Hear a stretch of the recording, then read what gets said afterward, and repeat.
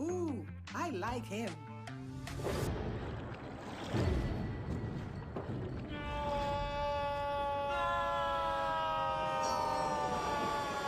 Quick, the quicker picker-upper. Bounty picks up messes quicker, and each sheet is 2 times more absorbent, so you can use less. He's an 8. He's a 9. Bounty, the quicker picker-upper. Oh, that spin class was brutal. Well, you can try using the Buick's massaging seat. Oh, yeah, that's nice. Can I use Apple CarPlay to put some music on? Sure, it's wireless. Pick something we all like. Okay, hold on. What's your Buick's Wi-Fi password? Buick Envision 2021. Oh, you should pick something stronger. That's really predictable. That's a really tight spot. Don't worry, I used to hate parallel parking. Me too. Hey. Really outdid yourself. Yes, we did. The all-new Buick Envision, an SUV built around you, all of you. Since 2002, Empowerment Resources, Inc., a nonprofit organization, has empowered more than 1,500 youth and adults in Duval and surrounding counties through its programs Journey into Womanhood, Girls Mentoring, Life Skills for Teens, and Parenting Education Coaching. To get involved with programs, volunteer, or donate, visit www.empowermentresourcesinc.org. Follow us on social media, facebook.com/empowerment.resources and instagram.com/empowermentJAX.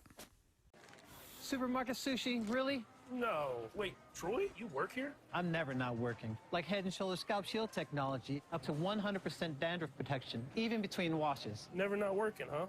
Oh, Troy, you're such a good teacher. Yeah, I know. Never not working.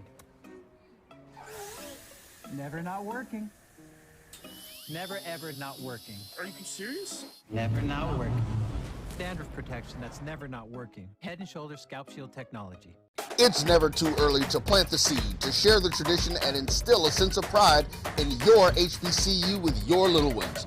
HBCU Pride and Joy Children's Boutique helps you share your school spirit with a wide selection of adorable kids' apparel and accessories officially licensed from your favorite HBCU.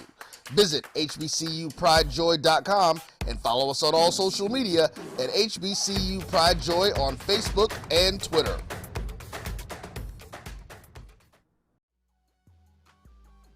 This is the Dean of the College of HBCU Sports, Kenyatta Cavill of Dr. Cavill's Inside the HBCU Sports Lab with Mike Washington and Charles Bishop.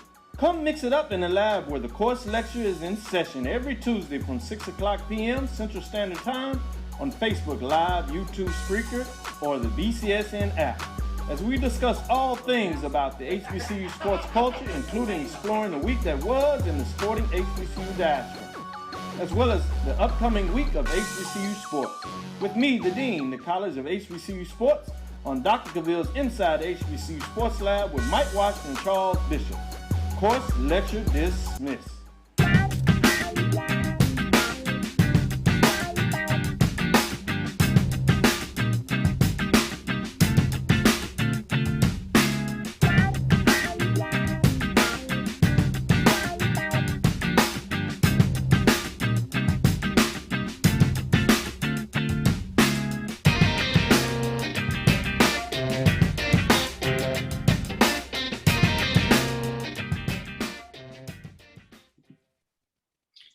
What's up? What's up? What's up? It's the 23rd of February, 2022.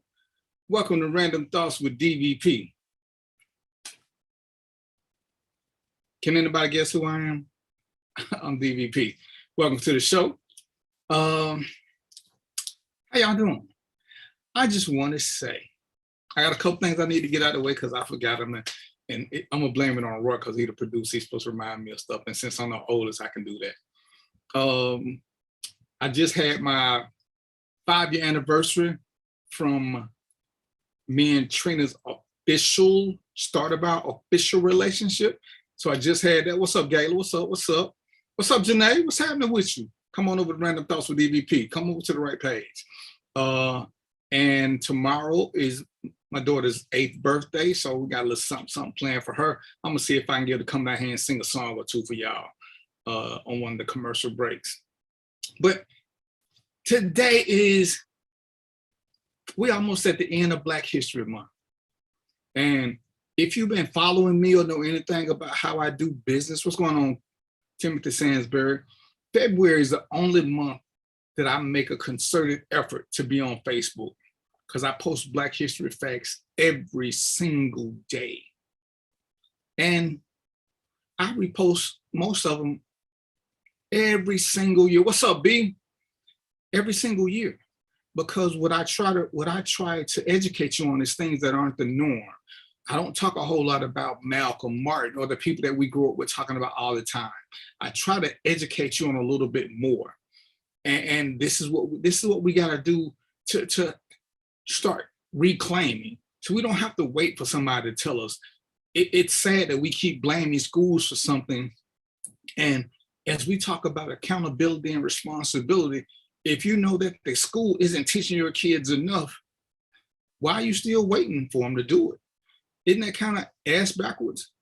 Know better, do better. So if the school is falling short at some point, the parental gear got to kick in, where you do more than housing or feeding. You know, I guarantee y'all, it's okay to educate your kids.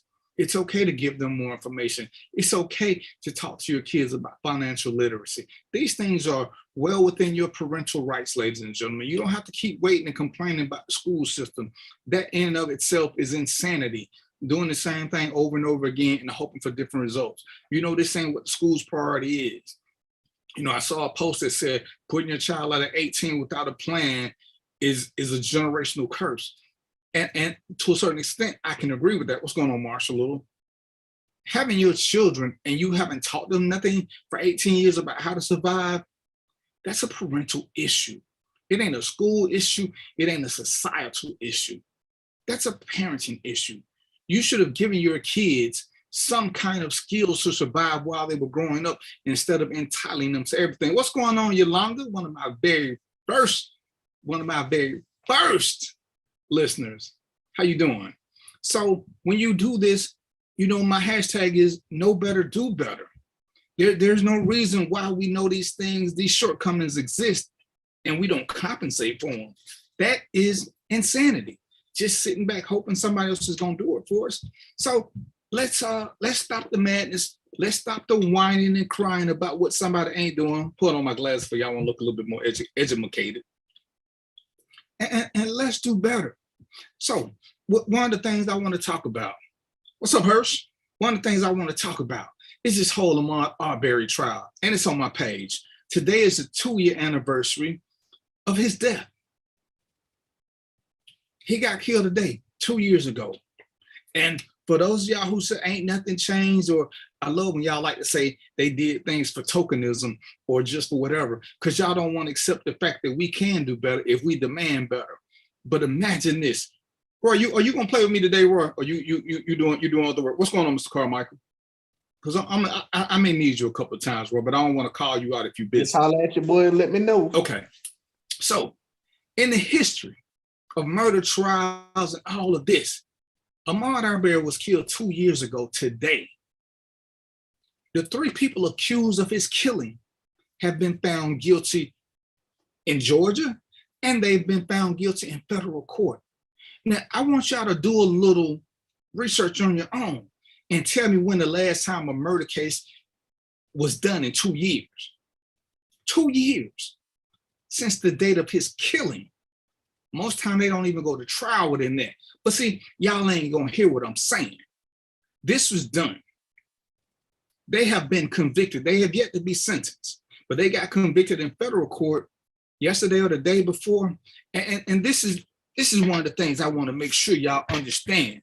For you Russian bots who keep passing on misinformation, who are complaining about a hate crime bill for blacks. Oh, look at them, they took care of the Asians. And I kept telling y'all, there's a hate crime bill for us already. But you ignoramuses, and yes, I'm gonna call y'all names, because as opposed to looking it up, because all you gotta do is look it up. There's a hate crime bill that encompasses Americans who happen to look like us, because I'm an American. And for shits and giggles, I bet y'all don't know what president signed that bill into law. Let me give you a clue. It's the one that looks like me that y'all said didn't do nothing for black people. President Obama signed the hate crime bill into law that these 3 white boys just got convicted on. What's going on, QP? How you doing, sir? But y'all don't want to give him credit because remember, he didn't do nothing. And this is one of the things I'm having a problem with. We so quick to want to tear each other down. I made a post about him being the most disrespected president that we've ever had, and how much kickback he got from the GOP and the Republicans who tried to stop everything he did while we're complaining. See, there's nothing like buying a pretty new car. You got the top of the line Ferrari, but you're trying to put regular gas in it, or you ain't got no gas money. See, we elected this brother. He wasn't picked for us. There was an election. See, so for those of y'all Russian bots, he won the popular vote. He won the electoral college. There was no picking. And if he was the chosen one to set us up, then why didn't the Republicans work with him? See, this is what we try to say stuff to demean each other, and we don't know what we're saying. And it's so cute how we love to tell, what's going on, Jay? We love to tell people to do the research or look for this or look for that. And you know what? When I tell people this, I put up my sources so they can fact check it. And I don't use CNN or MSNBC because y'all don't like them. But when I ask you to cite your sources, you just tell me to read. Well, clearly my sources ain't giving me what your sources give, but you can't even cite yours. So make it make sense, whether you liked Obama or not. And Roy did some political stuff.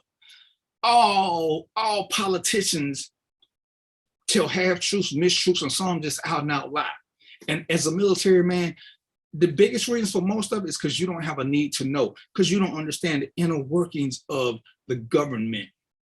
Sometimes, because when y'all know too much, y'all talk too much, or y'all start judging things based on misinformation. So sometimes it's easier just to leave y'all ignorant asses behind, and they just got to do what they do. Parents do it, business people do it. We just don't let you know everything because you don't need to know. Sometimes things change on the fly. But when we're talking about presidents, for you, anybody, to claim that Obama was horrible or this or that, it's a personal issue you're dealing with, nothing factual. Oh, Obamacare was this. And hey, Obamacare didn't do nothing for me. But I know some people who did well with Obamacare. So, see, too many times we all taking this personal. What are they doing for me? What are they doing for me? I knew lots of people who didn't have health care. Obamacare helped them out with some things. There's some people who still hate it. But guess what? I don't know anybody who has ever agreed with a president, politician, lover, child, parent, family member, boss 100% of the time. Roy is my dude. But guess what? Me and Roy don't always agree. But guess what you won't see us doing when we have these disagreements? You won't see us calling each other names or trying to degrade each other. What's up, Sherry? Because that's not what grown people do. We discuss our differences, and sometimes there is no resolution other than Roy is his own man, DVP is his own man. We have to do what works best for us.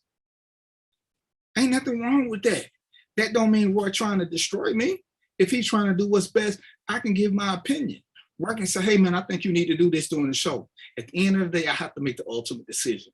I can say, Roy, I think you need to do this with my JBN. My JBN is Roy's baby. Random Thoughts with DVP is my baby. I get lots of suggestions. Some I take, some I don't. Some I slowly institute because some call for a drastic change in how I do business, and I'm not comfortable yet. But people love to say how bad somebody is, but you can't point out nothing factual. And I ain't gonna make this my political show, but I'm gonna talk politics. See, when we talk factual, Roy, you did, Roy, I need you for like 3 quick minutes. Roy, you studied a little bit of politics, right? Political science was one of my majors in college, and I've been a political consultant for the past 25 years. There we go. So we know, factually speaking, in the president's last term, some of the pardons that they make may be a little bit questionable. They wouldn't have did it in their first term, or they wouldn't have did it at the beginning of their term. Is that a pretty fair assessment? Correct. Now, and you can go look these up. look who Obama pardoned and tell me your problems with him. But then go to 45 and tell me in the history of history, well, do you know of any president that has ever pardoned 2 convicted mass murderers? Yeah, not so much. See, and you ain't gonna find it on CNN or Fox. See, this is what people like me actually read, because when I've learned between dealing with Roy and dealing with Trina, they make me do research. They make me do research so that I don't say things loosely or frivolously. So I have to congratulate them on that. See, so I'm arguing with some Trumplicans who want to tell me about this, and he brought up, oh, Biden is racist. Well, what did he do that was racist? He did the crime bill. You need to watch the show. Me and Roy had this discussion with some people before about this crime bill. That is not racist. But anyway, what else you got? He gave me, he said he didn't want his kids going to a racial jungle. He said he made some statements. Okay, but do you know black people don't want to go to Blackbriar? That's a racial statement because it's a shitty place. That's not racial if it's factual, but a lot of our parents, if they had a choice, wouldn't have sent us to the public school that we were going to. It wasn't the best place, but guess what? It wasn't racial. It was just factual. Somebody of a different color just had to say it. But I had to ask him, dude, do you know what a racist is? Can you imagine, if you will, the grand dragon of the KKK putting a white woman second in command? That cancels out racism. No racist is ever going to put a black woman second in charge. So try again. And as we discussed the crime bill, for anybody who wants to challenge the system, look up the crime bill and tell me who voted against it before you tell me who initiated it. See, we like talking pits because of the Russian bot syndrome. But if you do your research, you will see that the black clergy asked Joe Biden to do it. Wonder why? Because he had the juice to bring both sides together. But see, when you don't want to do your research, you just take it for the little piece. Now, do I think Trump is a racist? No, I think Trump is just, he's got some kind of syndrome. I forgot, it's on my other computer. I'll let y'all know what it is. Trump isn't a racist, he's an elitist. But he don't like nobody that can't make him no money. But there's a thing for people who never think they're wrong. It's Dunning syndrome, something like that. There's actually a syndrome for it. When you think you're never wrong, it's everybody else. I looked it up. But Trump said the Central Park Five should stay in prison. They've been exonerated. Y'all don't think that's racist? How you pick them? Trump, for all practical purposes. Before I make this statement, let me go to my political expert right now. Roy, have you ever, in your political studies, ever seen a sitting, a past, a wannabe United States presidents of, somebody who wanted to be president of these United States ever side with a dictator? Okay, wait, say it one more time. Have you ever seen a POTUS side with a dictator? Oh yeah, no, that don't happen. So we know for a fact that Trump got a hard on. He want to bend over for Putin. He want to bend over for the little man. These are people that he admires and wants to do what they do. Trump told y'all he want a dictatorship, but y'all don't want to hear that. You want to tell me what good he did. Go ahead, sir. So yeah, I had never heard of that. It's a Besser Wisser, a person who always thinks he's right. I had never heard of that before. Oh yeah, like I said, I looked up some things because Besser Wisser. You and Trinidad made me step up my game. But real quick about my political thing too, since she's watching the show, Yolanda actually used to be my deputy attorney general when we were in student government at FAM. And she's actually, that's what she do for real now. Yolanda, can you come on the show? Because I need somebody, I need a political person with me for this ain't gonna be a whole political show, but I need that. Can you come on the show, Yolanda? Right now, about to study you. He talking about it's called DVPism when somebody thinks they're never wrong. Oh, I've been wrong plenty of times. I just try to make a habit of not being wrong. So before I say something, see, this is what I understand about life. I don't want to get Roy sued. I don't want to be sued. So I try not to say anything that is slanderous or suable. So I can give an opinion. But when I start calling people out, I try to give you facts that are easily verifiable.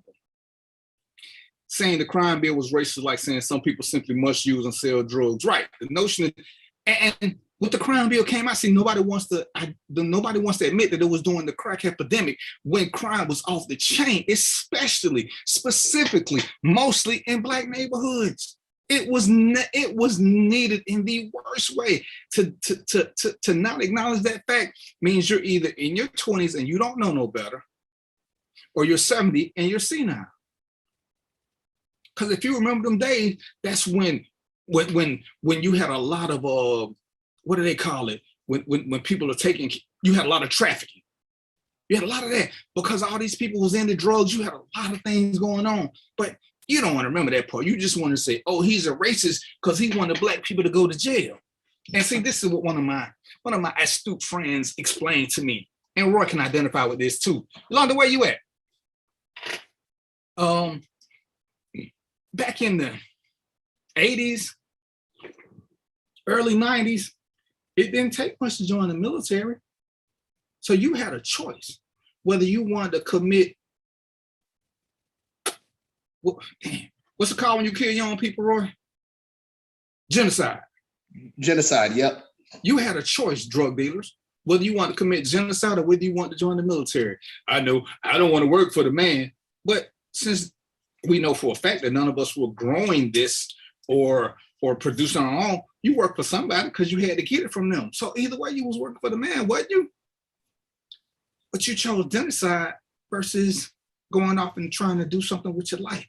So I got no sympathy for drug dealers. But for all the people who want to talk politics, and this is not what I'm gonna do on a regular basis. This was just bothering my soul because I had another topic, and sometimes pre-topics don't work with me. What's going on, Antoinette? Biden may not be doing the greatest of jobs, but realize again, is it just him or those pesky Republicans still standing his way? See, Biden helped the state of Texas out when they had that little issue. But if I'm not mistaken, Cruz said initially Cruz didn't want no help from the government. He wanted to seed from the United States. But when all this shit happened, he came running. Can you help the state of Texas? But you don't want Texas to be part of these 50 United States, player. You don't want that. But here you come with your hand out. I remember, what's going on, Charisma? I remember we had a president who didn't even know Puerto Rico was part of under his control. Go figure. And as we're talking facts, ladies and gentlemen, not your feelings. I've said this, and I'll say it over and over again because it's true. Trump has never won a popular election. And here come the Republicans. The Electoral College does everything. And if that's true, and it is, then why are they doing what was Stop the Steal about? Where did you disappear on me? Or you trying to get Yolanda? I'm here. What was Stop the Steal about if the Electoral College is the only thing that matters? Why did he care about the popular vote? Oh, that was his ego. Right, but when Republicans out, whenever I say he's never won a popular election, because he didn't win a popular election against Hillary. So what does it stop? He's never won a popular election. Yeah. So so now he lost the Electoral College. So what was all the phony documents about? What was all this illegal voting? And we've seen cases with this illegal voting, and most of them are Republicans. Most of them are Republicans who voted illegally. Ain't that some shit? These are facts. This is not my feeling.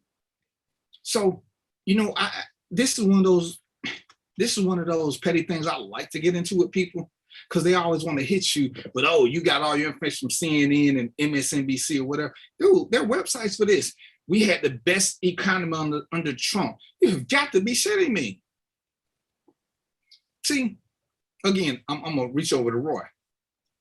Politically speaking, in real time, for the most part, the first 2 years of your election, you running off what somebody else just did.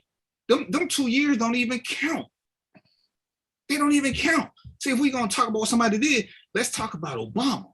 See, Obama inherited a shitstorm from baby Bush. He inherited the depression. And he changed it. Trump stepped into a rising economy.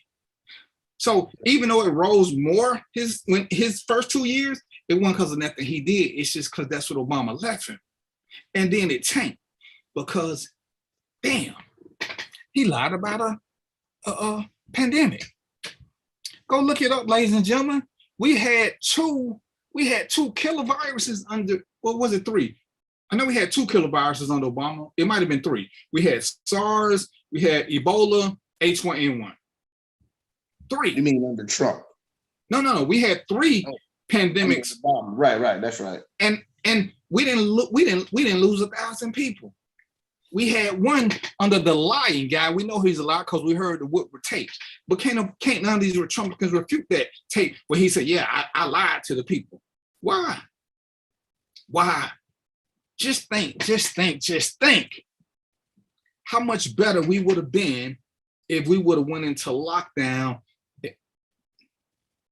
This is what the government got power to do. I ain't the smartest guy on the block, but let's say we went into a lockdown for 30 days. See, I'm a businessman. If the government would have made them suspend rents, suspend all payments, remember, most of these companies making billions of dollars, they paying bonuses and everything. So for them not to charge rent, electricity, whatever for a month wouldn't have hurt them, because nobody would have been billing them. It would have just been whatever it was. You might have took $200,000-$300,000 bonuses out of some of these execs' pocket. But had we just locked down and let it ride out, we might have been better off. But he decided to lie. And if I'm not mistaken, and I'm not, Trump told a lie about how perfect his health was, even though medically speaking, he's obese, but he's his health. Doc ain't never seen nothing like him. And damn, Pete didn't catch it. How did that happen? And after he caught it, what did he do? He took the, what you call it? Okay, the key is right down the door. You can just open and push them off. That wasn't that hard, but he chose a lie. So when you want to tell me about another POTUS, tell me one who didn't cost Americans their lives with his vanity and his lying. Because if people are dying, how's the economy supposed to flourish? Nurses are quitting their job, teachers are quitting their job because we didn't get this under control when we first had a chance, when we saw it over here. Now you got Trump sitting there talking about he cool with what Putin is doing. Because Putin, he has a love affair going with Putin. Go figure this. But this is who y'all think y'all want back. Like he has America. And I'm gonna say one more thing. I ain't gonna talk about the Ukrainian thing now, Charisma, because I don't want this to be a political show. But Trump came in lying. The most people ever. Remember, he talked about this wall that the Mexicans gonna pay for that they still ain't paid for. And his people love to say he still ain't secured the wall. Well, and you're right, that border still ain't secure. But I'm gonna get Roy again because I'm biased. Roy, in the past 3, 4, 5 years, have we seen more white Christian nationalists killing or more Mexicans killing people? I mean, when was the last time a Mexican bombed a building or went off on a murdering spree? I'm just trying to figure out why this border is so important for white Christian nationalists ain't. Can you help me out with that, political major? I really can't figure that one out myself. See, I'm asking for some, because I want to be informed. Because that's who's been doing all the killing. That's who's been doing all of them. All these school shootings that the Republicans said, Joe Rogan said it was actors doing it. Marjorie Taylor Greene said it was a staged event. See, these are Republicans spewing stupidity. So when people try to say, oh, Democrats will tell you anything. And listen, I don't have my faith in neither political branch. Because I understand, know better, do better. I'm not sitting back waiting for them to do something good for me. I can do certain things for myself. I need to make sure they don't do anything to harm me. Now, what does a Democrat promise me? I'm thinking, I don't remember nobody promising me, yeah, Obama, Biden said he was gonna get rid of college debt.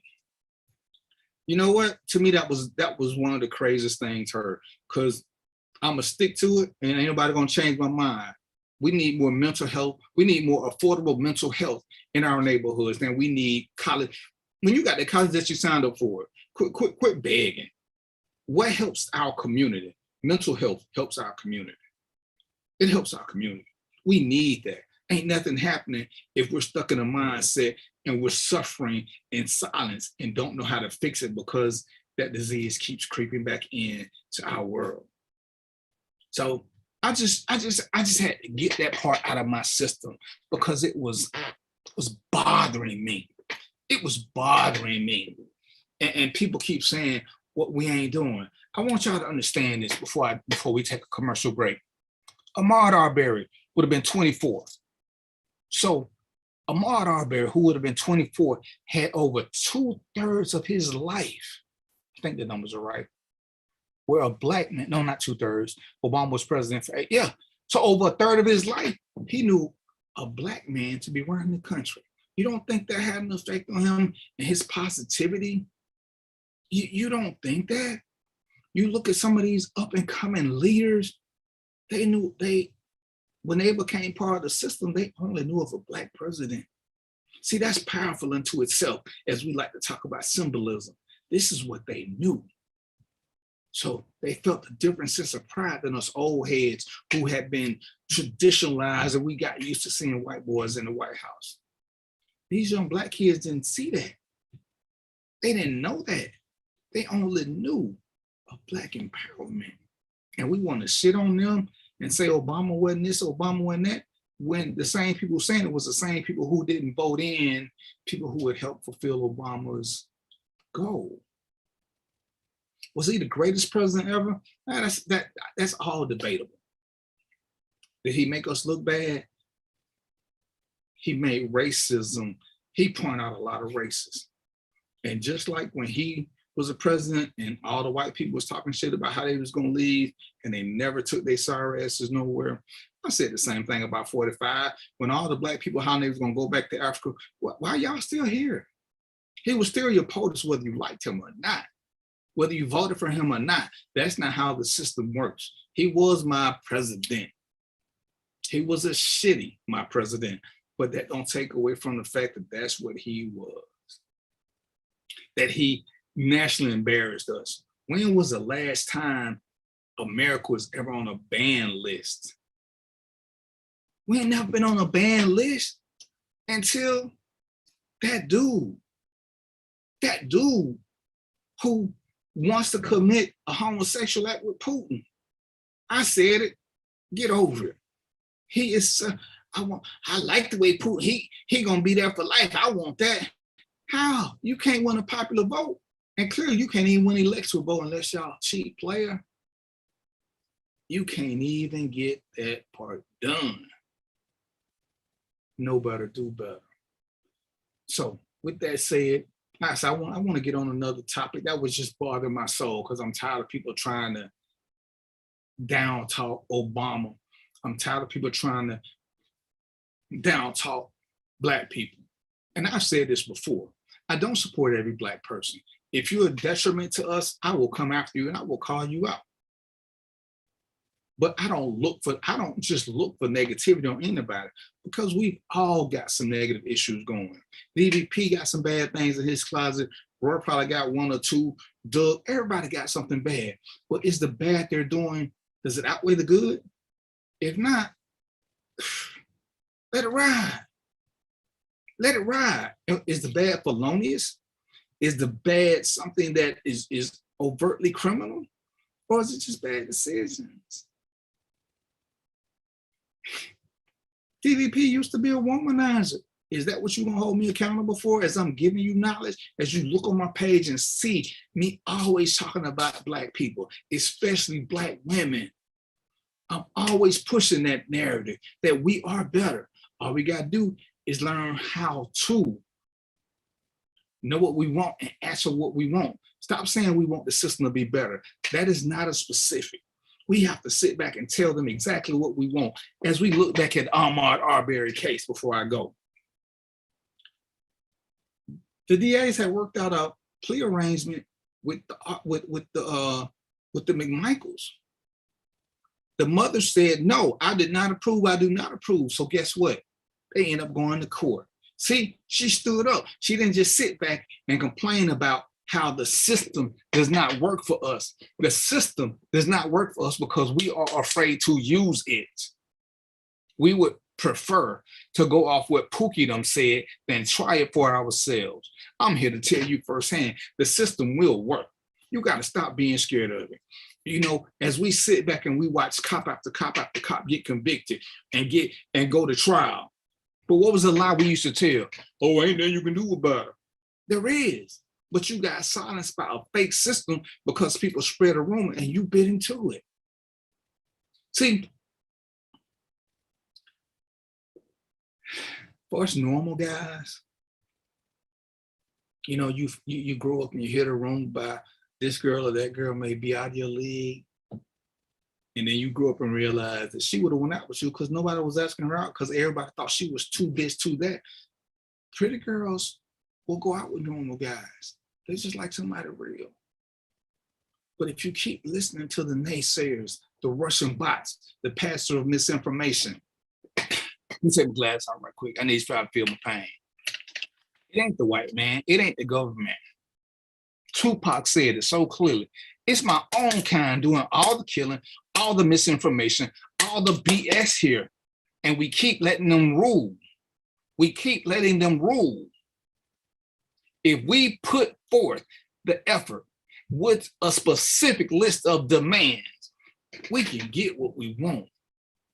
We don't have to take nothing, but we have to demand specifically. Roy can't ask his daughters when they were younger, or none of you parents can ask your kids when they're young, what do you want for Christmas? And they say anything and you okay with that? What's the biggest thing most men hate? That we hate asking women what they want to eat and they say it don't matter. Drives us bananas. Give us something specific and we can respond. When you give us a big balloon and say whatever, it's frustrating. Nobody can help you when you don't know what you want. But if we get what we want, if we know what we want and demand it, see, don't demand justice. Give them a list of things. Demand accountability for judges. Demand accountability for sheriffs and police chiefs. As I said on my post earlier, we got 3 convictions in the Arbery case. Now we need to go after the rest of the people who want to keep it silent. The rest of the people in the police department, the rest of the people in the DA's office who weren't going to do anything because had somebody not leaked this information to CNN, we wouldn't know nothing about how this happened. But there was videotape. See, it showed. It ain't just us who's stupid and tape stuff. They do the same thing. They taped it. It got out. Somebody was smart enough to release it. Don't go to whistleblower. Just send an anonymous email to a news organization and let them play it. Because had that tape never been shown, these people would not be in jail. I'm sorry, they would not be headed to prison. They would not have got convicted of federal crimes. Know better, do better. Know better, do better. Stop whining. Stop saying what you can't get done. Say what you can't get done after you tried and it didn't work for you. Oh, well, they told me I am wasting my time. And if they told you that you failed for it, you just got okie doke. Life is just that simple. You got okie doke. Say you don't want to be accountable and responsible. You're going to let somebody tell you what you want to do and then pass that on to your kids. Kids, ask somebody before you do something. So if they tell you, no, don't do it because you won't be allowed to. How stupid does that sound? But as adults, we go for it. So I've been saying this for a minute. And hey, man, let me give a quick shout out to my super producer, Roy, because he ain't hit the button yet one time and told me to go ahead and take this break. But I've been talking about this break for a minute. So it's 6:54. So we're going to take a quick break. Let me get something to drink. And then we're going to come back with the second half of the show. Is that cool with you, Mr. Super Producer? For sure. All right, we're going to take a break and we'll see y'all in a few minutes. The human voice has always connected audiences with experiences. Major brands all across America have trusted Kever's voice time and time again. Conversational, powerhouse, intelligent, and sincere. That's the voice you need for your creative marketing process. KeaversVoice.com. Kever's Voice, Kever's Voice, KeversVoice.com. Always on, all the time. Are you hungry for authentic Caribbean food like jerk chicken, oxtail, red snapper, shrimp, tofu, and rasta pasta? Well, find your way over to Mango's Caribbean Restaurant, 180 Auburn Avenue, right next to Royal Peacock in downtown Atlanta. Them belly full, but we hungry. Mango's Caribbean Restaurant, open daily from 11 a.m. to 10 p.m. And on Friday and Saturday, we're open till 4 a.m. Come to Mango's and put some spice in your life. Oh, we've got a good thing going. Mango's Caribbean Restaurant, 180 Auburn Avenue, right next to Royal Peacock in downtown Atlanta. For more info or directions, call 404-698-3992 or log on to mangoscaribbeanrestaurant.com. For instant coupons, text MANGOS to 313131. Tell your mama hungry, papa hungry, brother hungry. Mango's Caribbean Restaurant, authentic Caribbean cuisines. Open up the door.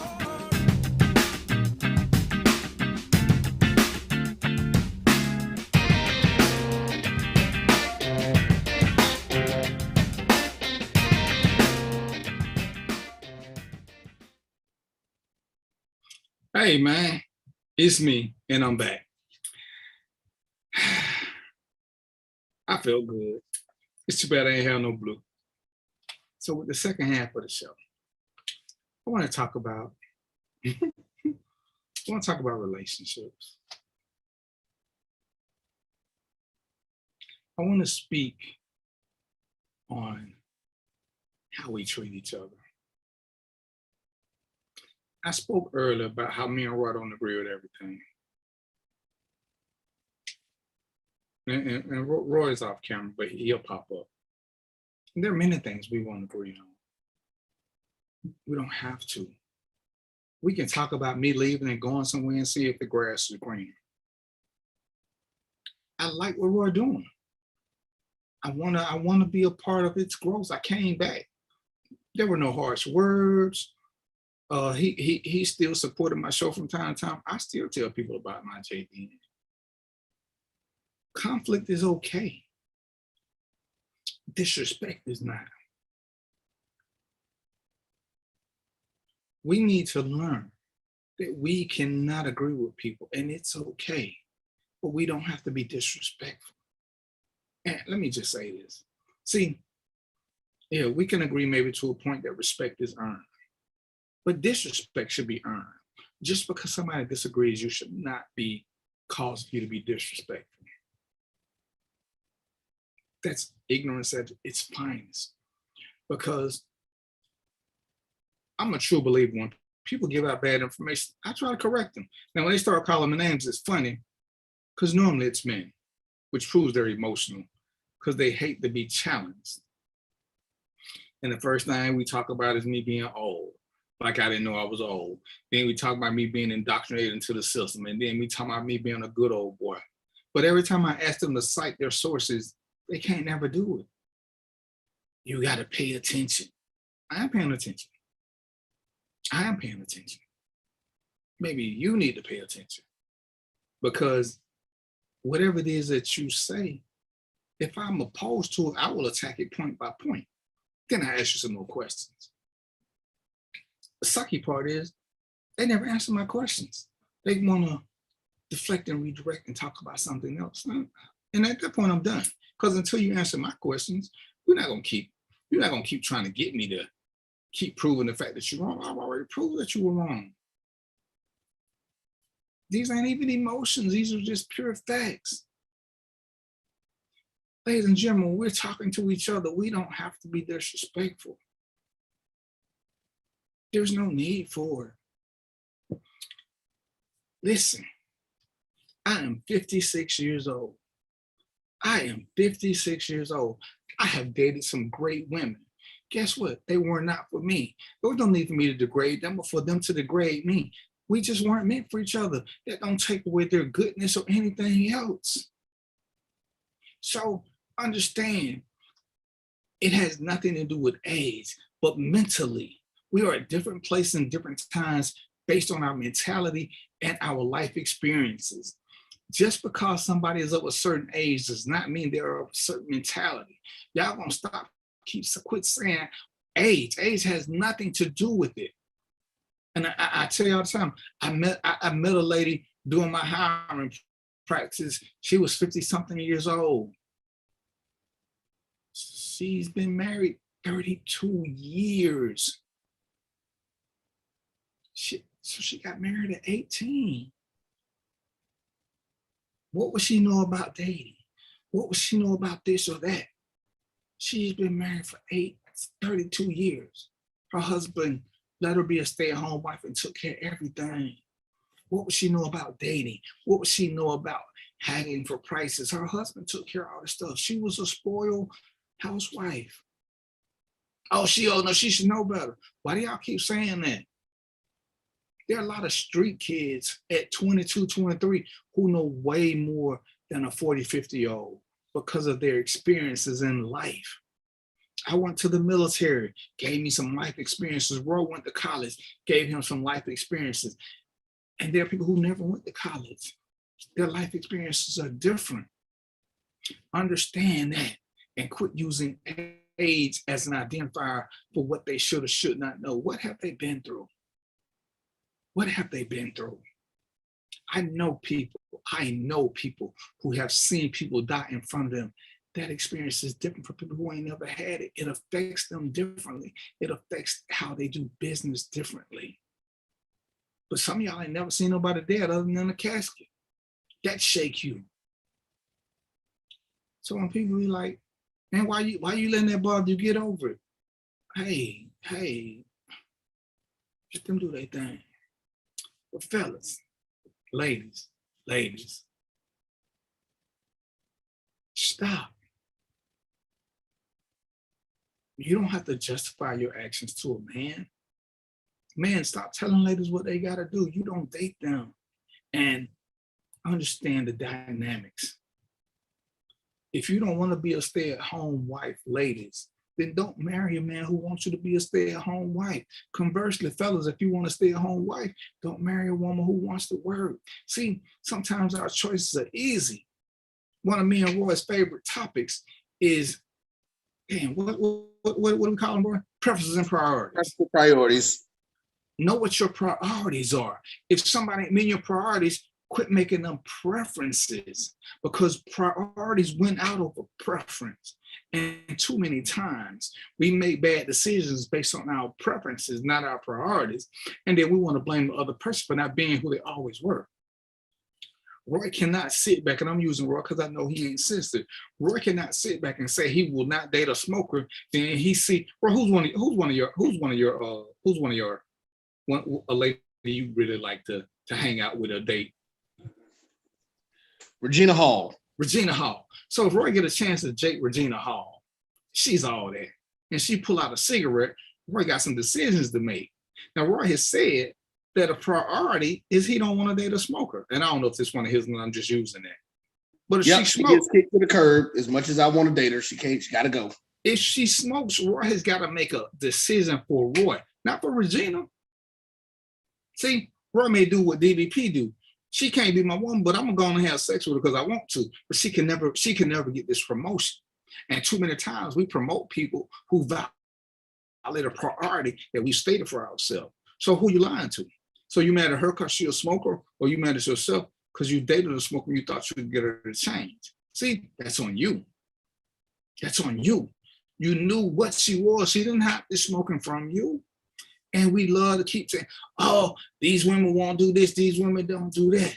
When I gave this $3,000 scenario, and I get why some of y'all upset, because a man shows you up. But I'm gonna stick to what I said. If you're not dating a thought or Instagram hoe, you don't trust your woman to make sound decisions? Because that's what it boils down to. I don't think no man should give my woman money, but you're not giving her money. I don't think this. I don't even think she should have no communication with him. Well, some people, to me, that's a red flag. Some people have excellent histories with their exes. Now, should they be talking on a regular basis? I wouldn't go for all that. But if an ex came up on a lick or something and wanted to do something good, I'm gonna use Roy again because he's my boy. If Roy had an ex, let's just say he's in a serious relationship with Julie for all practical purposes, and one of Roy's exes came up on a good lick, knew he was trying to do his thing with my JBN. So Roy turned down money from his ex to keep Julie happy. Roy, would you turn down money from your ex to keep Julie happy? If she wanted to help you expand my JBN to where you wanted to be? Kind of depend on how much she's sending. She wouldn't send you 10 grand.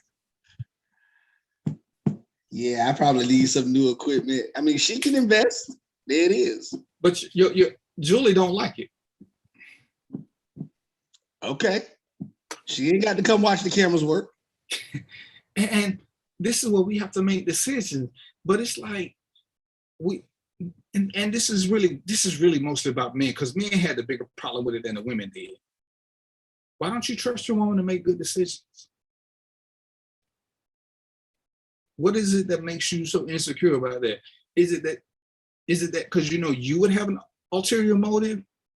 Is it because you fell in love with the booty and you got to pay for it to keep her, so you think someone else can buy her from you?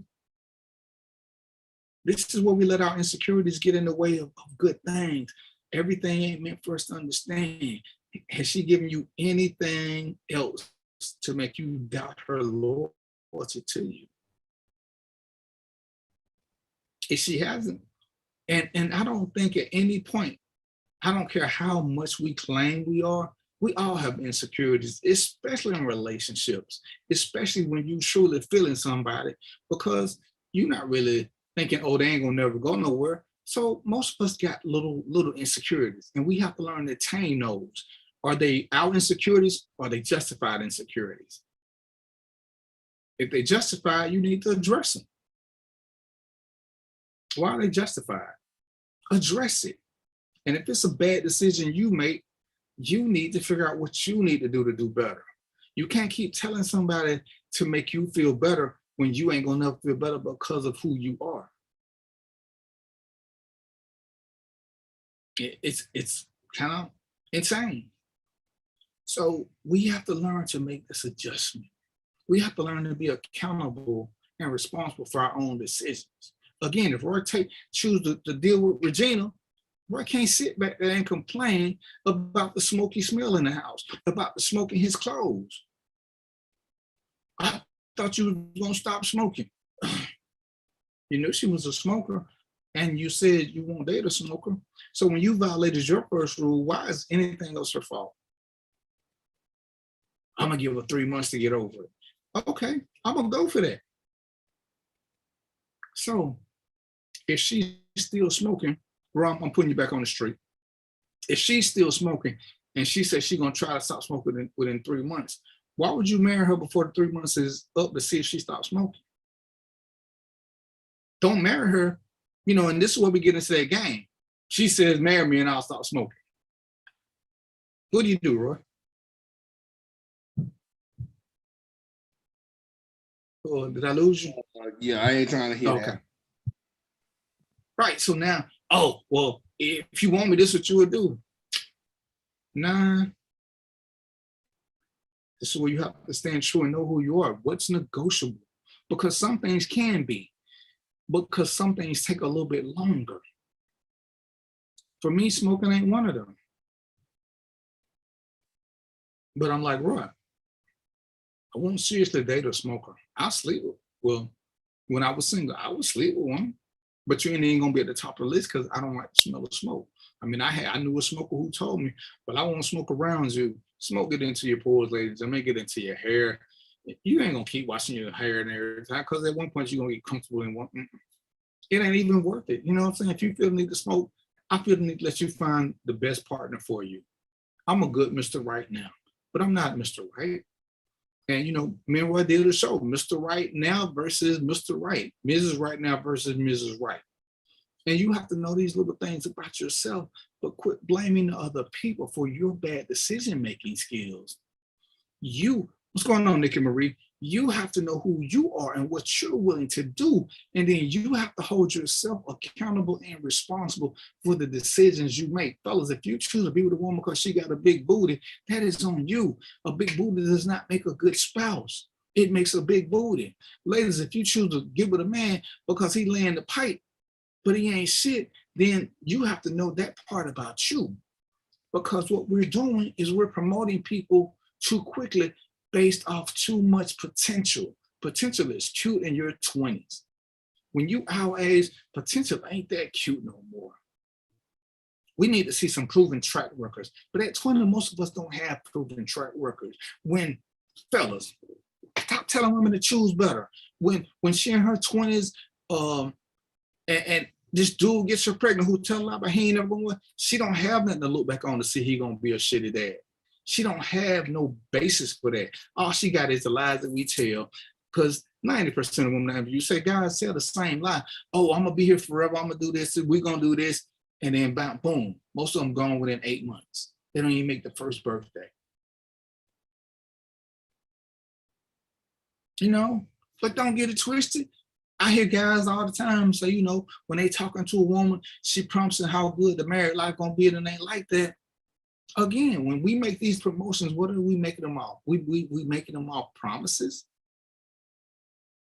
It's easy to let life run its course. There's some people who got married. One of my friends, he got married in 3 months. It happens, but most of us aren't built for that. You have to know who you are and where you are. There was nothing about me. There was nothing about me. And I thought I pretty much knew me pretty well. And Roy can co-sign me. There was nothing about me.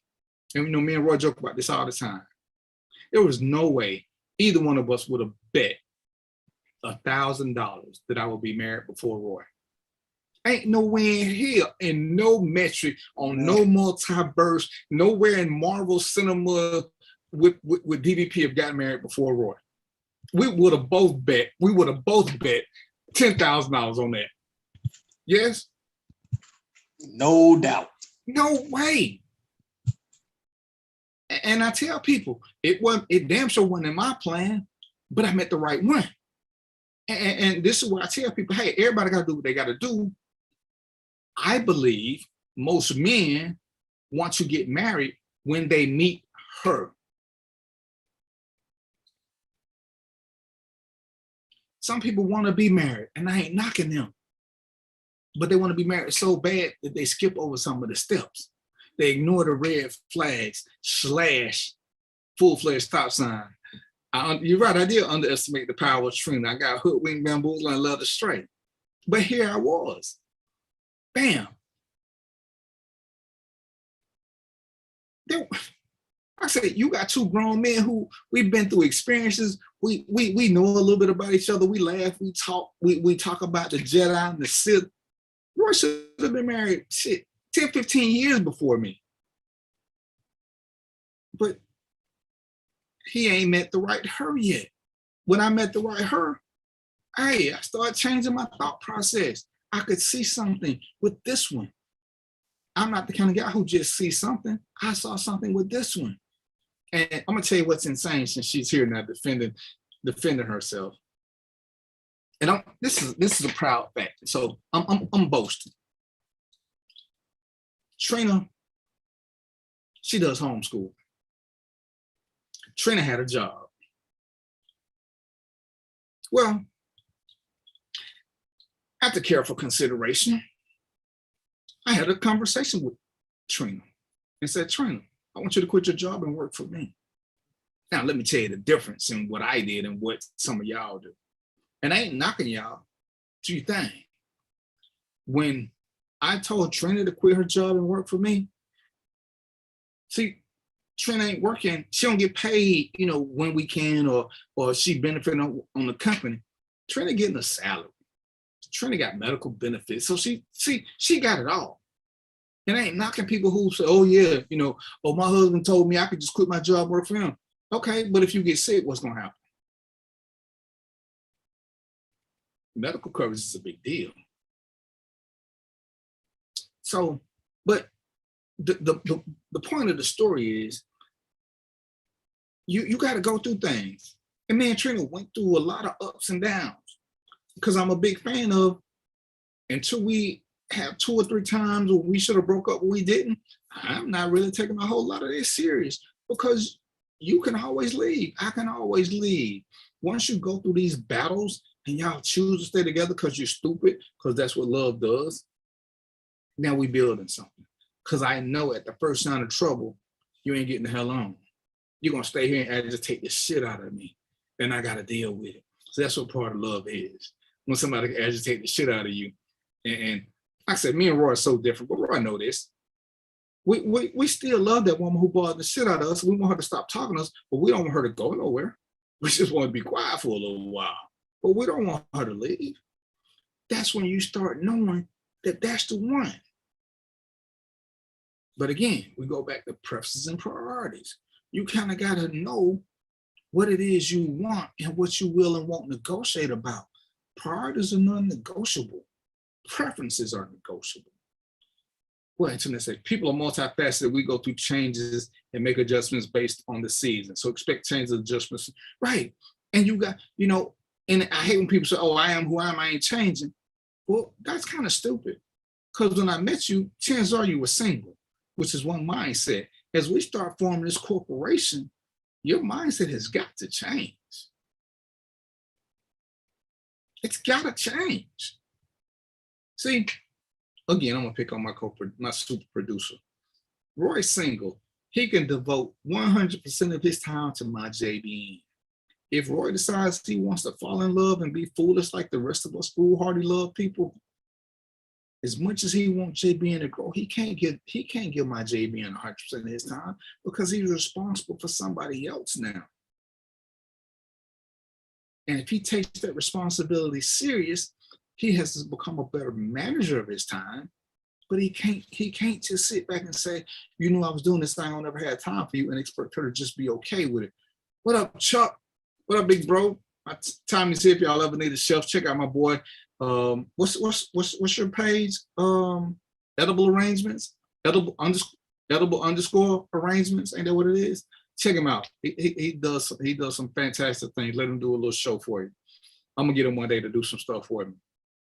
But yeah, and sometimes when you cheat yourself, the first thing I'm sorry, you're right. Edible Journeys. When you cheat yourself, you blame somebody else, as opposed to looking in the mirror and being accountable and responsible. And that's a big deal. That's a big deal. One of my friends, I was on a show maybe a couple of months ago, and the guy who was hosting the show was talking about some of the things Obama didn't do. So I gave him a list of some things that he was totally wrong on. And you know what he did? He said, damn. He said, all this time I was mad because Obama didn't do this. I didn't know he did. Because we had been trained so much by Russian bots to nitpick everything the black man does. None of us is perfect. All of us are fallible and make mistakes. Roy ain't finna sit here and tell you he ain't never made a mistake with judgment in his personal life or his business life. DVP ain't finna tell you he ain't never made a mistake personally or professionally. It's part of life. You make mistakes, you learn to get better. Sometimes those mistakes are what drive you to be better. It is what it is. But we can't keep blaming other people and hollering we grown. Oh, I'm grown. I know the streets. Can't nobody fool me. I've been through this. I got brothers. Your brother wasn't trying to sleep with you. Stop using that dumbass excuse. Your sister ain't trying to sleep with you. Stop talking about women. Your sisters. Your brothers. You don't know. Stop. But when you make a bad decision, if somebody fooled you, then ask yourself, how did I get fooled? Because I know the streets. Ask yourself. And then do better. Change comes from within. But the first part of changing is acknowledging your part in the indiscretion, in the bad decision, in the failure of your organizational relationship. Once you can do that, the sky is the limit. But if all you ever do is blame other people, you're going to forever be stuck in that endless loop of insanity because you blaming somebody else for everything. Everything. At some point, it is that guy in the mirror. At some point, when you say you're doing your best, and you may be, you're doing the best that you know. Hit a hardship, you learn a lesson, you learn how you can be a little bit better. This ain't the same show we did when we first started this. I'm a whole lot better. I'm a whole lot better. Because I ain't the same person. Roy gave me some tips on some things I was doing. Trina gave me some tips. Chuck, I got a whole team who gives me feedback. I don't take it as criticism. They're telling me ways to improve myself. So when they tell me something I'm doing wrong, I say, man, why you criticize me? Or I can take it with the love that they're giving it to me. They want me to be better. So they ain't gonna let me do little crazy things.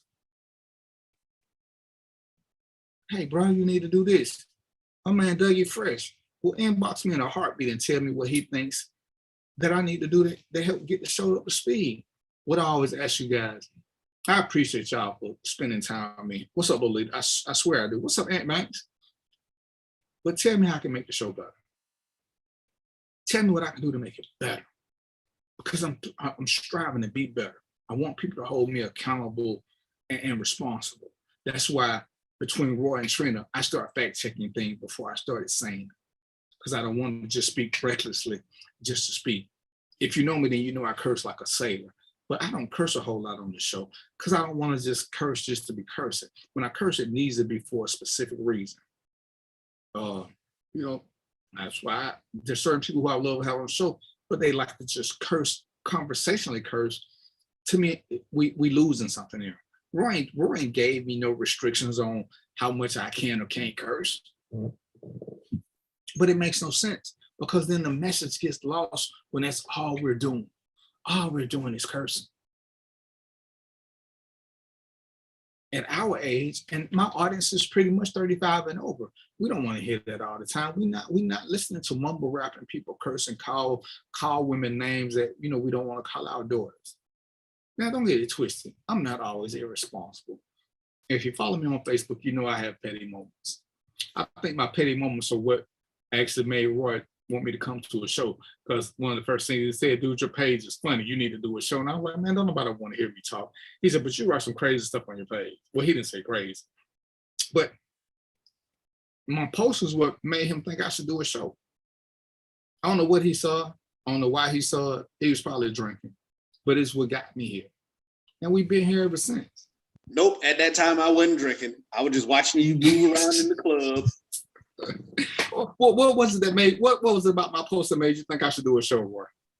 No, remember, it wasn't actually your post. I mean, that was secondary. What it was me watching you move around and just interact with people at Barley's. But why would that mean I should do a show? Because it was the charisma, just how people engaged with you. Is like people would sit there and try to talk to you, and it'd be funny for me watching you trying to get out the door while they want to continue to hold conversations with you and stuff. All you did was pop in to see how your security people was doing. But everybody wanted to stop and talk to D. So like a thief in the night, I want to be in and out. Right. But he saw something. This was never on my radar. This was never on my to-do list. This was never on my bucket list, none of that. Now we're here. And like I said, we can talk about it now because it's funny. I was supposed to be, it was supposed to be like a 30 to 45 minute show. And I think it went to an hour. I was like, whatever. Then it ended up being 2 hours because people just kept going. I was like, who are these people? Who are these people? And why are they terrorizing me? And it was crazy that we're here, and between my staff, my team, and people pushing me to do better and be better, I've enjoyed this journey. There are times when Roy has worked my nerve, Trina worked my nerve, Ray, Doug, John, Sharonda, Chuck, my brother Tommy, everybody has worked my nerves. But I know they're working my nerves for a good reason. They want me to be better. Doug, who wants to be my conscience that I can't stand sometimes, Doug sit down and told me I had a duty to educate y'all on the legal system. I wanted to argue with him. So he pointed out little black and white facts. I know how the system works. I can help people. So why would I keep it to myself? I wanted to give Doug the middle finger, but he went in my face, so he wouldn't have felt the full effect of it. But that resonated with me. And, you know, as I talked to Roy, as I talked to Trina, and I don't want to do the show, and they tell me reasons why I should. Trina ain't a big fan of wanting to be on me here when I do the Law and Order shows. But she can acknowledge that they're helpful to a group of people. You know, I don't claim to be an expert on nothing. I just claim to know what I know. And I love to put posts in different places to see what the people say and use that for my analysis, not what I think. This is what people are saying. And you know, that's what we do. That's what I do. Roy makes that possible for me. He ain't gave me no limitations. Even though I keep asking him to give me some. Sometimes I'll be forgetting to do the commercials. And Roy just roll with it. Because sometimes we just roll. And I just be like, man, I'm ready to take a break. And Roy, like he was doing good to me. Roy's a slave master. He don't care about me over here panting. You know, I'm gonna tell this quick story. We did a show at Mango's.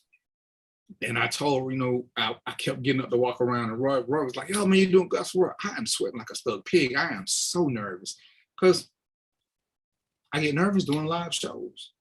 And Roy was like, you look fine. And so, you know, I gave Roy the bro hug, and he could feel how wet I was. I was like, that's why I got to keep getting up, because I need to get air through my system, Roy.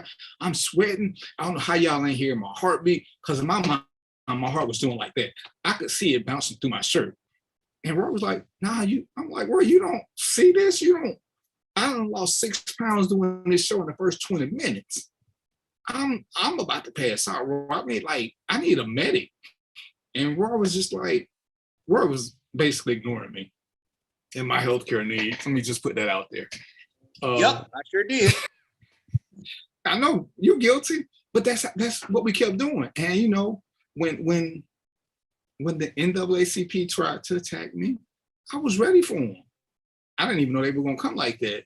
And you know, but this is the process that we've gone through. Preferences and priorities. I got them for the show. I got them for my life.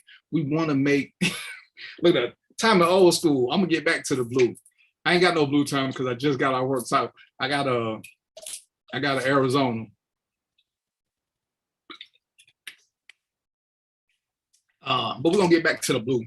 That was my signature move. But these are the things that people did to make me better, and I never fought them about it. It was done with respect. Even when people didn't always speak to me the way I wanted to be spoken to, I didn't take it as disrespectful, because they assumed that I like, and I do like people being straight to the point. But every now and then, I need people to be just a little bit softer with me. I think, Roy, was it last year that you found out about my depression? Oh, no. We ended up having the conversation. That was, dude, that's been a minute, because we I mean, the pandemic threw everything off. But no, remember, we ended up having that conversation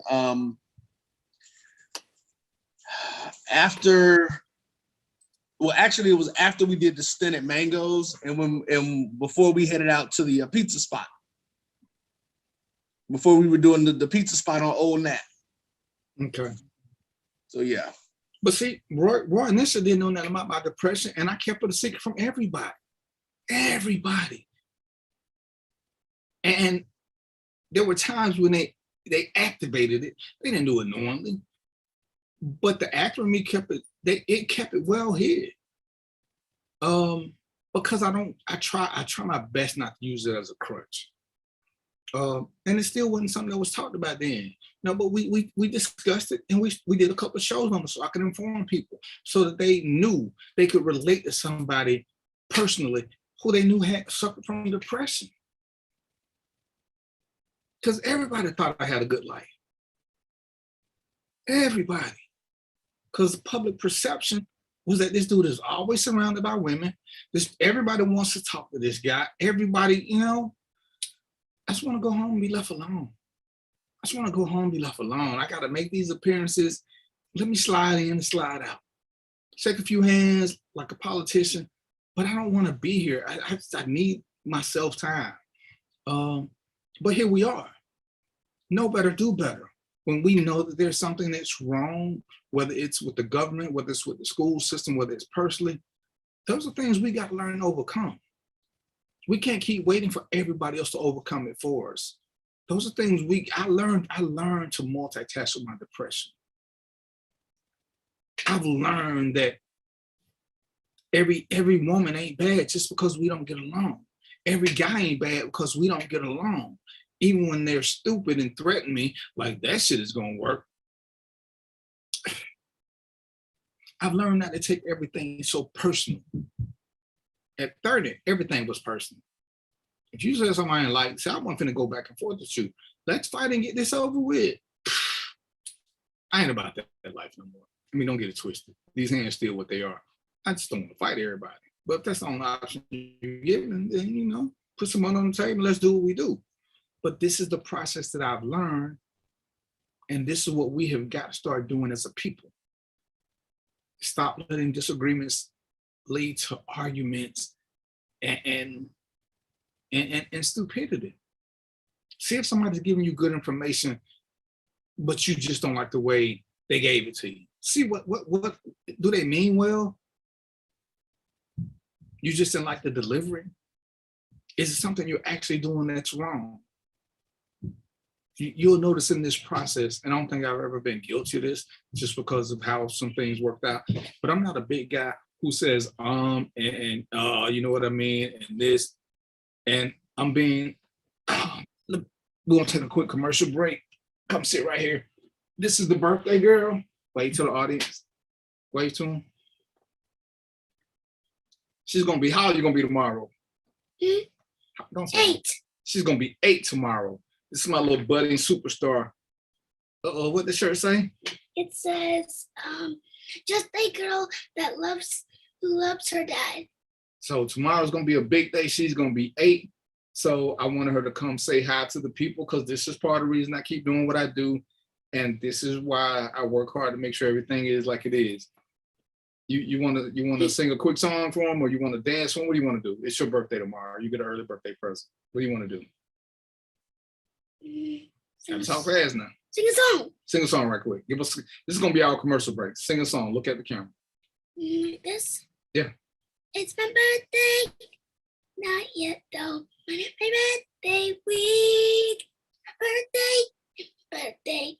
Not yet in my birthday week. I have a really nice, cute birthday. Hey! I have a really nice, cute birthday. I have a cute birthday. Cute birthday. Cute birthday.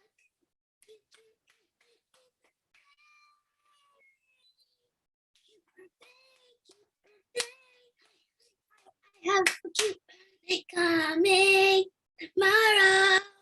I can't wait.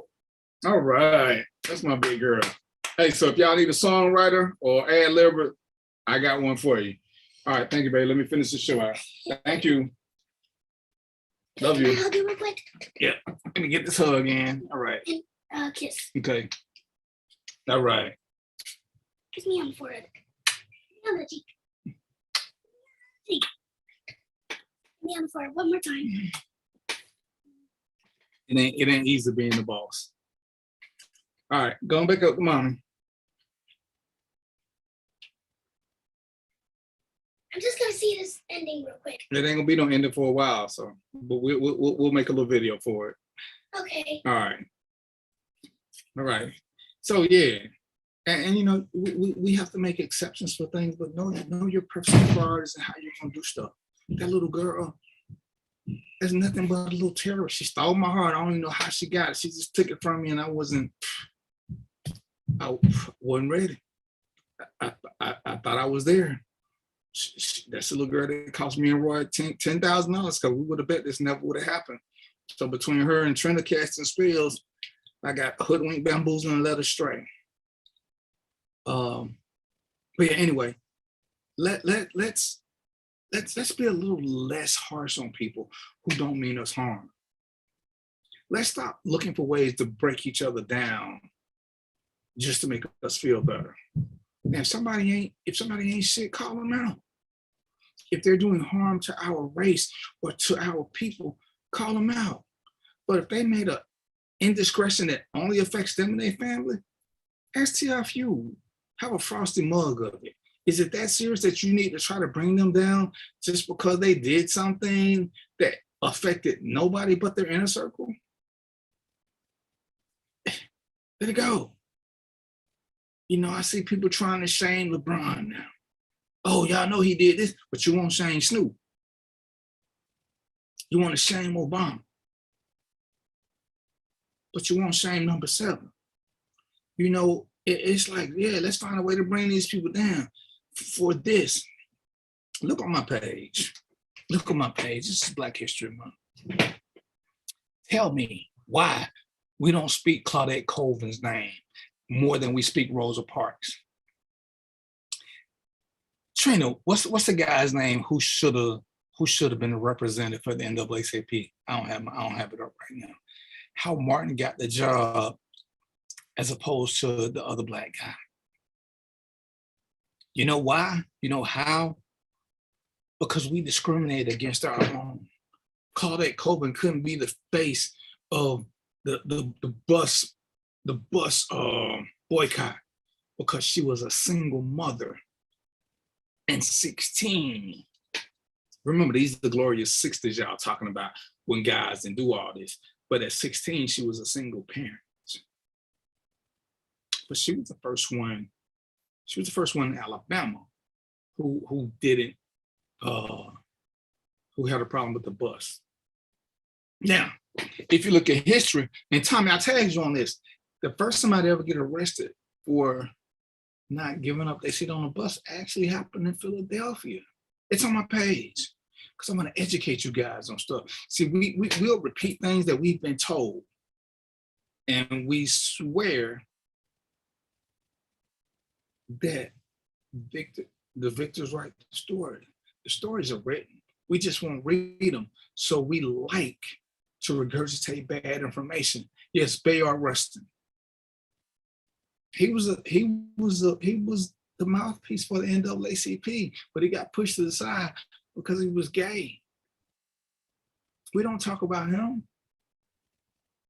We don't talk about Claudette Colvin because we're pushed. Rosa Parks is pushed at us. There are things that we could do to make our system better.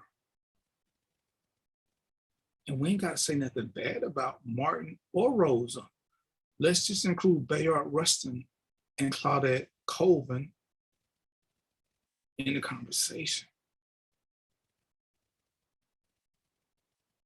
Before you sit back and want to push number 7 up to greatness status, and I always ask people, what did he give up? When did he live his life as a Black man? The same time OJ did, when he was on his downward path. Let's look at Muhammad Ali, who gave up something in real time for what he believed. He gave up something. Malcolm X had been telling us for years about the system. He gave up something. Martin gave up something. When we're gonna hold people in high esteem, let's make sure that they're doing it legitimately. Stop using us as punching bags or money bags. See, when I talk about number 7, and I still ain't gonna never like him, he pimping us for money over and over and over again. He ain't said a word, but with him, oh, silence is golden. But if I don't say nothing about police brutality, then everybody accuse me of being complicit. So how does that work? That a man who has money means it, and at the time he had a platform, he don't say nothing. Oh, his silence is golden. He got a bigger platform than me. He the one who's talking about it. Because it's easier to break down somebody closer to you, or I don't know what the theory is. But let's just stop it. Let's say Black History Month we got 5 days left. Let's do better. Let's demand better. Ladies, know what your preferences and priorities are. Gentlemen, know what your preferences and priorities are. Ladies and gentlemen, know when you ain't in that state of mind and you don't want to be in a committed relationship. It's okay to say that so that nobody is taken aback because you're leading them astray with misrepresentation. You ain't even sending a representative. You just ain't telling people what you really want. Everybody ain't looking to get married. everybody ain't looking to do this or to do that. Some people just want to enjoy their life as it is. They're not caught up in all these titles and all this showcases and this microwaveness of society. What up, Pink? Real Kings Rock, LA Pink. Y'all see these bracelets? I'm still wearing them, still waiting on my new ones. But this is what we got to do. Before I forget, hey, it's Lent, whether you celebrate or not. But if you got gently used clothes or toys that you want to give away, let me know. I will come to you. My little play sister, LA Pink, has a clothing closet where she gives things away to needy people, to people who want to go to job interviews, but they don't have clothing, to families who have been displaced by fire or whatever, and the kids don't have anything. So if you got something that you want to get rid of, let me know. Either I'll come and get her, I'll put you in touch with Pink, let you know where her shop is, so you can go by there and donate some stuff. And I don't need to keep just giving stuff in the Goodwill. I ain't a fan of Goodwill or the Red Cross.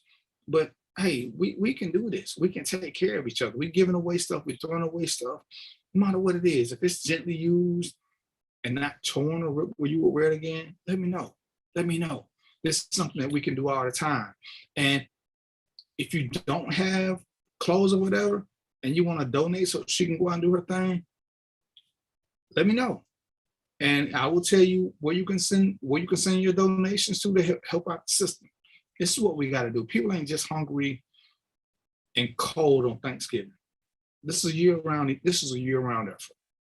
So let's stop acting like they only cold or needy for 2 or 3 days out the year. Do something. Do something.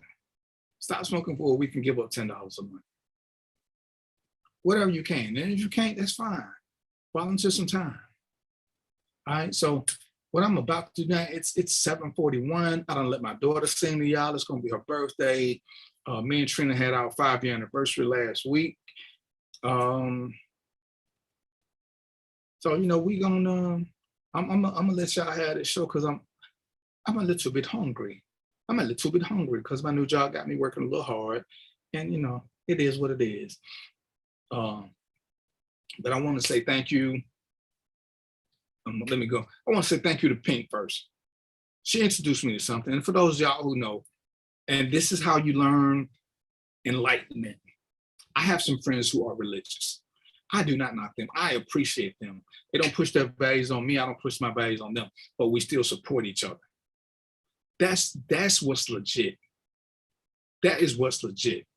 We don't have to think the same things. We don't have to do the same things. The end goal is the issue. That's the issue that we need to get resolved. She wants to help people. I want to help people.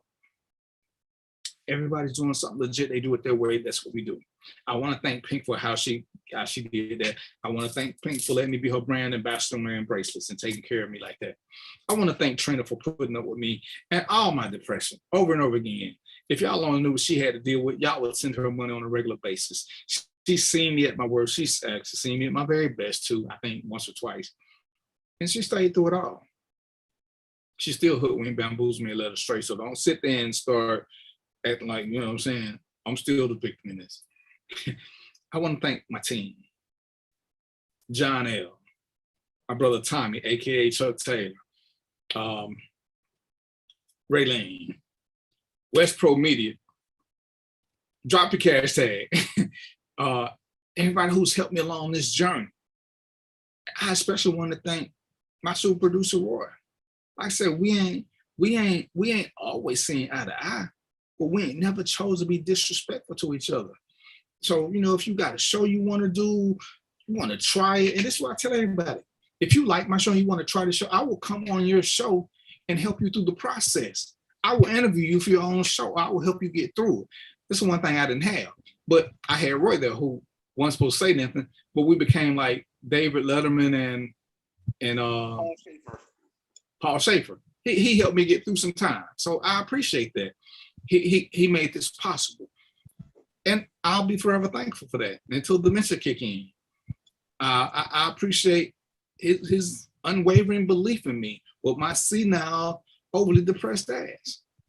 And I want people to, hey, Come put your program on my JVN.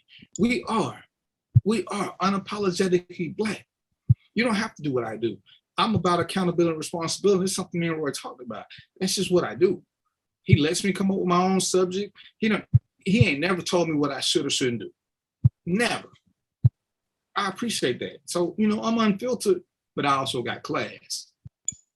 So, Roy, give them a little something about what they need to do if they want to be on the show, they want to advertise on the show. Let me say this before he said it. If you want me to advertise a product, you have got to send it to me or one of my teammates.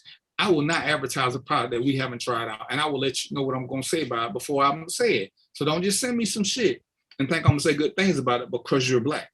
If it's shit, I'm going to let you know so you can fix it, and then we'll go from there because I believe that's the system. Okay? So I will help you get better, and Roy will help you get better if you are willing to get better. All right, what do you think, sir? Yeah, so no, you can advertise on the network all you want to. We ain't got to test the product, but we ain't gonna endorse it neither. That's two different things between endorsements and actually advertising. Right, that's what I said. If you want me to do it. Right. So I will put the link for advertising in the chat stuff, but we are actually at a very critical point right now. We will working on some things. Got some new partners that are going to be coming on board. We will be moving into a new studio space that the goal is for that space to be our permanent space. Excuse me, at least for the next 3 years. Over the course of the next 45 days or so, we're expecting to be there. That's the time frame I'm putting on it. There are opportunities for people to still invest. The stock prices actually go up at the end of March. So what they are now will not be what they are then. That also is once we get into the new facility, our advertising and broadcast pricing will change as well. So if you're trying to get on the boat, you better jump on it now before we get the floating out into the water. It's going to be a little bit more for us to send it to you. But we've got a lot of things happening, man. Our HBCU sports stuff is kicking back off again. Actually, it's growing as it has been. And we will actually be getting back into our general sports stuff, everything coming into the fall and all that good stuff. So now's the time if you really want to try to get engaged and get involved. And between now and the end of March is when you want to do it. All right, that's it. And I'm going to do a couple of sports shows just because I like to talk trash to his sports people because they took me to a barbershop where they thought they could, they played sports, they did this. I still know the game. I ain't just a Patriot fan. I'm a fan of the game. I know what I know. And damn, everything I said came to fruition as they were talking about, and I think Percy Harvin was the subject matter on that particular one. Whatever. But yeah, come with us and understand this. Let me say this. We're unapologetically Black. But again, me being pro-Black means I don't have anything against any other race. As long as you're doing good, I will promote you. Your religious beliefs don't mean nothing to me. If you are a good person, then you are a good person, regardless of everything else. And we can do something together. I am all about promoting good people doing good things. I'm all about that. If you know somebody doing good things, hell, send me a bio, send me a link, give me something to go research. I will try to get them on the show to explain what they're doing. Me and Pink gonna get together one day so she can tell y'all, because she says it with much more passion, because that's her passion, helping out people, helping out the homeless, helping out vets, helping out displaced people. That's admirable. It's so admirable. I'm doing some different things. I can't do it like she's doing. It's not my passion. My passion is something else. And I do mine, but I try to help out where I can. So like I said, if you got something you want to do, want to come on the show, send me something. Let's chop it up and see what we can make happen. So it's 7:48. I know Ro don't mind leaving a few minutes early because I done kept him a few minutes late a couple of times. So I just want to say, as always, I thank you for your time, for letting me sit in your living room or bathroom, wherever it is you are. I hope y'all ain't in the bathroom watching this show.